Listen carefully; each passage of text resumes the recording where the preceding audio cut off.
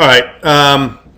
So Aaron's got a question about his lights sticking out below the ceiling. And it's actually because it's the type of light he chose. He picked a box light. Box lights are flush mounted to the ceiling. They are not inside, so they're not dropped down through the actual ceiling grid. So if you wanted a light that was in the ceiling grid, you would component, load family, lighting, and troffers. These guys right here. Here's a 2x2 parabolic. That guy. That one actually fits in the grid. Box lights are mounted flush. All right. Since I've got this up, I want to show you guys a few other things. So, underneath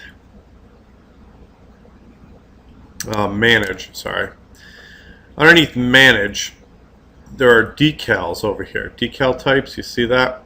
Okay, and then also, if we come over here, underneath insert, there's decal.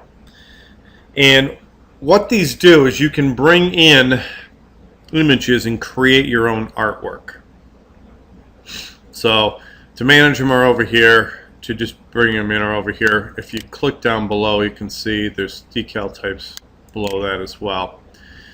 So you click here, there are no decals currently in here, but to make a decal, right here, create new decal, and you would name it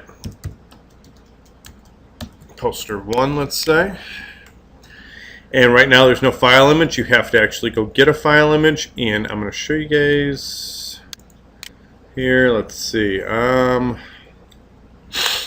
I have? What do I have in David work? Ah, there we go. Which one is this? This one I did. I have to remember which one I did. Yep. Okay. So right here is a JPEG image, something I did really quick at work. Hit OK, and then let's go into, I like going into 3D views when I do this, and you'll see why in a second here. I'm going to go into a 3D view. See that wall right there? Watch this. I'm going to take that wall, and I want to put a piece of artwork on it. I'm going to come over to the glasses, temporarily hide and isolate. So I'm going to isolate the element, and there's my wall. Now I can just see the wall. Pretty cool, huh? So I've got this. Here's decal, poster 1. I can come in right here. See this? Click on it wherever I want it to be, and I'm also able to come in then and edit the size. So if I wanted this thing to look bigger, edit the size, there we go. Now you want to see this thing, go to realistic, and you'll be able to actually see what it looks like. And so you can see right there, it's a rendering I did for a project we were working on. We were designing, what was it? It's a brownstone in Chicago, and this is the basement floor, bottom floor. They were putting a fireplace in, so I wanted to do some sort of kind of cool fireplace element that had just all this lighting and uplighting and all that kind of stuff. But anyway, so we got this going, and we're gonna go reset, and so this is going to be how you guys, easy way for you to create artwork.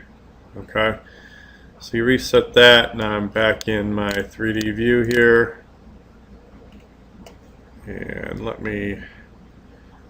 this will take a long time if I keep it on this, so I want to get it off of this realistic thing. You'll see it just keeps going and going. See, that's the problem. That's why I like hidden line. Come on, hidden line. There we go. Now it'll be so much easier. See. But anyway, so there's artwork right in there now. And if I go to my construction plan, first floor, there's the reception desk, come up to a camera view, go like this. Ooh, there's my camera, there's the artwork, and now you can see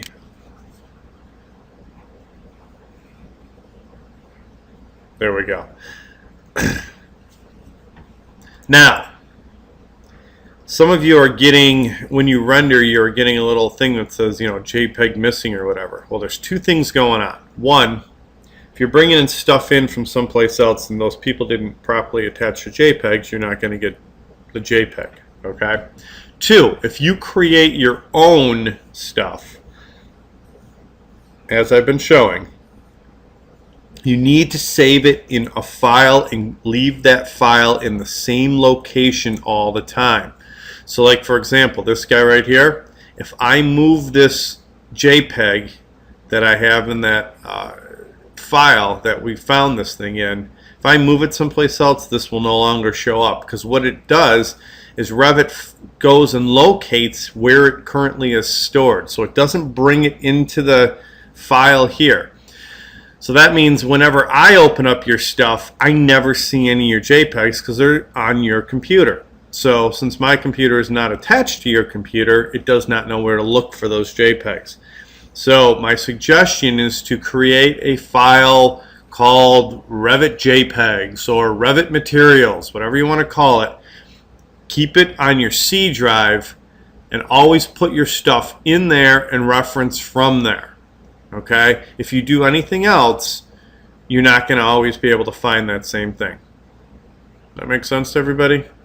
All right. Hopefully that'll help you guys out.